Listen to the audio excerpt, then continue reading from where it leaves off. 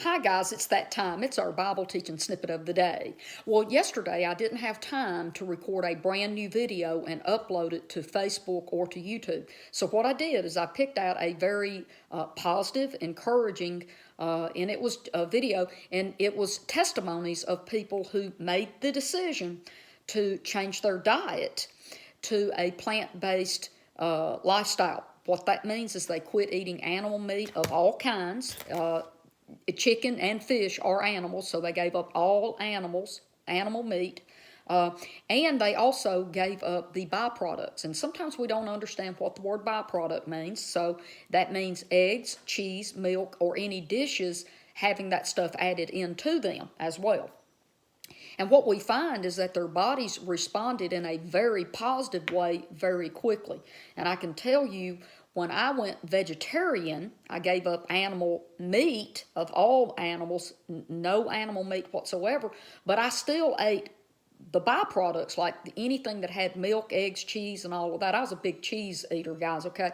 If I had an addiction, I'm guilty of loving cheese, okay? And so I was a vegetarian for a while, but I gained weight. My body didn't change. I didn't get more energy or feel any better. I just, physically, I just felt better because animals weren't dying to feed me anymore, okay?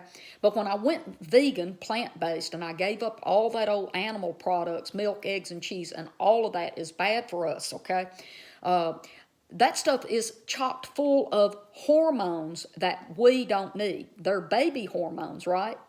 Yeah, milk, cheese, all of that. That's not the type of what we need in our bodies. So anyway, when I gave that up, guys, oh my goodness, within 7 days or so, I lost the 7 pounds I gained being a vegetarian for a year and 3 months, and I lost an additional 3 or 4 pounds. I think a total of 11 pounds is what I've lost, and I wasn't even trying, okay? It just fell off of me rapidly, and I had more energy. I was just sleeping so much better and all of these things. So yesterday I put that video back up, right?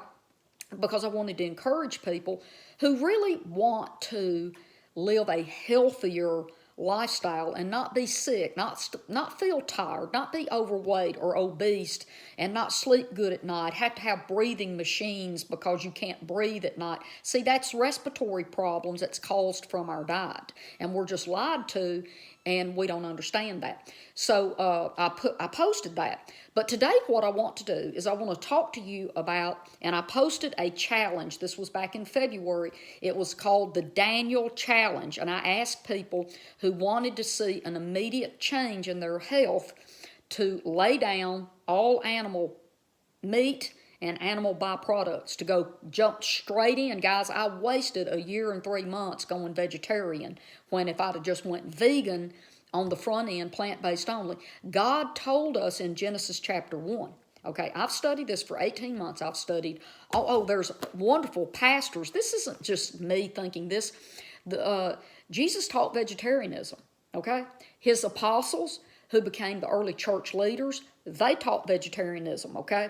For the first 400 years, both the Greek Eastern Orthodox Church, all the leaders were vegetarians, and many of them still are, because they haven't fallen prey to the changes that Rome, the Roman Empire, Constantine, and the Roman Catholic Church made to the Bibles to say that we're going to be pro-meat eaters. These Eastern Orthodox, they still believe the same things they have always believed for 2,000 years. But then, for the first 400 or better years of Christianity, both the Roman Catholic Church, which is the Latin-speaking Western Church, which that's who we get our beliefs from, okay? They believed and taught vegetarianism. So did the Greek-speaking Eastern Orthodox Church. The entire Christian community was vegetarian. That started changing in 400 AD, and the longer those new teachers started coming in, being pro-meat eaters, by around 800 AD, most of the leaders in the Roman Catholic, the Western Church, they were actually meat eaters now, and so were the congregants. But the Greek, Eastern Orthodox, Greek-speaking, they were still following what they learned from the apostles And so there's been all these wonderful, wonderful leaders, and even in our day, there are pastors and teachers and reverends. I'm not out here on an island by myself, guys, okay? This is something that is repressed and held down through wrong teaching. So what I've done for 18 months, I have pulled the Bible apart, and I'm telling you, God is not double-minded.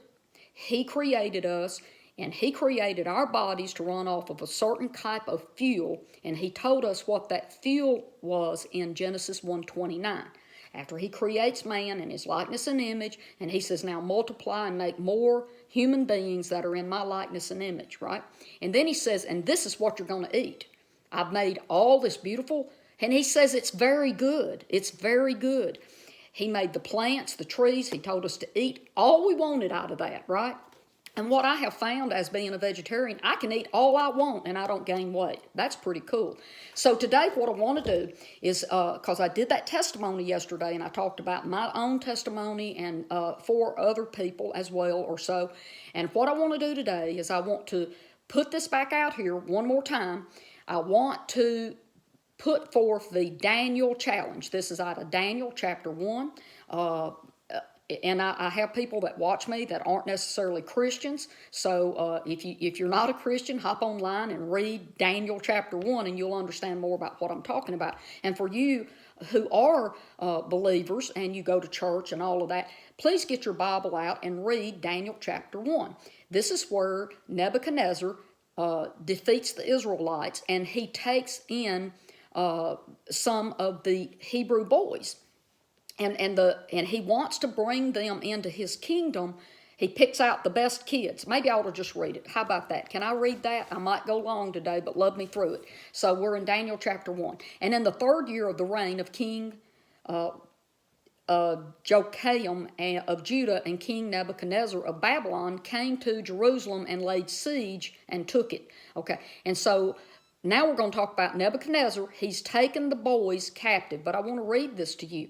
And it says that the king wanted his chief servant, his eunuch, to bring from the Israelite boys the royal family and nobility, the young men without physical defect, good-looking, suitable for instruction in all wisdom, knowledge, perceptive, and capable of serving in the king's palace. Now, so what they would do is they're going to teach them the Chaldean language and literature. They're going to blend them into this king's kingdom. And now they will also be fixed where they're eunuchs as well, so they can't have children. And they just blend these young men into this kingdom. Okay. Daniel, who has always been a vegetarian, and these Israelite boys, they've always been vegetarians. And when they come to Daniel and say, we want to change your diet, okay? Daniel asked the head eunuch, who is also a captive and a slave who's serving in the kingdom, okay? He says, I can't change your diet because the king will cut my head off, right? So, but he says, I tell you what, you go ahead and let the other Israelite boys eat from the king's table, okay, meat and the fine food and the wine and all of that. But let us, me and the 3 little Hebrew boys, Shadrach, Meshach, and Abednego, the 4 of us, let us eat vegetables and nothing else and just water. And then after 10 days, look at us, examine us, and if we're not stronger, healthier, smarter, you go ahead and test us in 10 days, and if I can't prove what I'm telling you, then you can start feeding us the king's food. Well, at the end of that 10 days, I'm going to read to you now what it says, okay? It says here, and God gave, Daniel said to the guard, who the chief eunuch and blah, blah, blah, please test your servants for 10 days. So he asked him to do it for 10 days. Let us be given vegetables to eat and water to drink, and then examine our appearance and the appearance of the young men who are eating the king's food, and deal with your servants based on what you see. And he agreed with them about this and tested them in 10 days. And at the end of 10 days, they looked better and healthier than all the young men who were eating the king's food. So the guard continued to remove their food and the wine, and they were given water to drink and vegetables. Okay. So now what I want to do, before I talk about this challenge that I want to tell you about, the reason we know, okay, that the king's food includes meat, we can go over to Proverbs 23, and I'm going to read this to you. This is Proverbs 23, verse 1 and 2. When you sit down to eat with a ruler, consider carefully what is before you, and put a knife to your throat if you are a man given to appetite. What he's saying is when you start eating the things that the king and the rich people can eat, you're going to become a glutton, and you're not going to be able to handle your appetite. That's what he's saying right there. Now, let me go down in this same chapter because I want to be time aware, but let me read you verse 20 now. Do not mix with the wine bibbers or with gluttonous eaters of meat. Now, I'm reading out of the New King James Version today, okay, in Proverbs. So, do not mix with wine bibbers, people that get drunk and drink wine, and right, and or with gluttonous eaters of meat. Now, if we go back to Daniel chapter 1, what did Daniel say? I don't want to eat the king, the ruler's food, nor drink his wine. Daniel understood the ways of failure through eating the wrong food. Now, this proves out here in verse 17, and it says, and God gave these 4 young men knowledge and understanding, and in every kind of literature and wisdom. Daniel also understood visions and dreams of every kind. I'm tempted to wander off into another teaching and tell you that there are so many spiritual benefits. But most of us live on a physical plane, okay?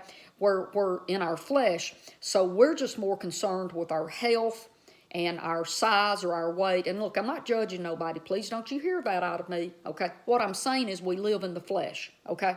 And when we get hungry, we eat, okay? And if we're concerned about what we're eating, it's more so to do with our health, how we feel, or if we're overweight and things like that, okay? But what I have studied this to a degree as well. Did you know when you quit eating animal meat, I call it animal flesh, and you take out of your diet all of the animal byproducts, guys, you live on a completely different spiritual level. I can hear the voice of God so clear, and when I read scripture now, it's just downloading in me so much more clearly. When I'm out and about, mingling in public, I can hear the voice of God, and I've always been able to hear his voice, okay? I can just hear him more clearly, but that will come brighter and brighter to you and more profound as you continue to purge your body of all of, because listen, did you know that being a vegan, eating a plant-based diet is the only thing that any doctors, any research has ever seen that can stop the damage or reverse it is eating a plant-based meal, plant-based diet for heart disease. Heart disease can be stopped in its tracks and reversed by changing a diet to nothing but plant-based. No animal byproducts, milk, egg, or cheese, none of that stuff, and no meat whatsoever. It not only stops it, it reverses it over time. There's so much research out there, okay? And what I want to do is ask you to pray. I want you to just talk to yourself, get alone, and ask yourself, is my health and my own well-being important enough to me for me to take a 10-day Daniel challenge? Take 10 days and you just start eating good, healthy food, what we were created to eat now in Genesis 1:29, and let your body talk to you about the benefits, how much better it feels, the weight that's going to come off. You're not going to be so tired. You're going to sleep better. All of these things. And the longer you do it, the better you're going to feel. So listen, I'm going to sign off here. I love you. And tomorrow I'm probably going to teach a little bit more about different scriptures that Christians use to say that we have the right to eat animal meat. Because here's the thing. when you change your diet and you tell your Christian friends you have, they are going to persecute you and basically excommunicate you from their church, and that's not right, guys. So I want to prepare you so you know how to respond to people when they start bullying you. We got twisted sisters, yeah, and bullying brothers in Christianity. And this man here, Andrew Lindsay, talks about this in his book about how people who decide to go to a meatless diet, they get persecuted by the church to the point they have to leave the fellowship or go back to eating meat. But anyway, I'll talk a little more about that tomorrow. I love you, and I'll see you here. Bye-bye.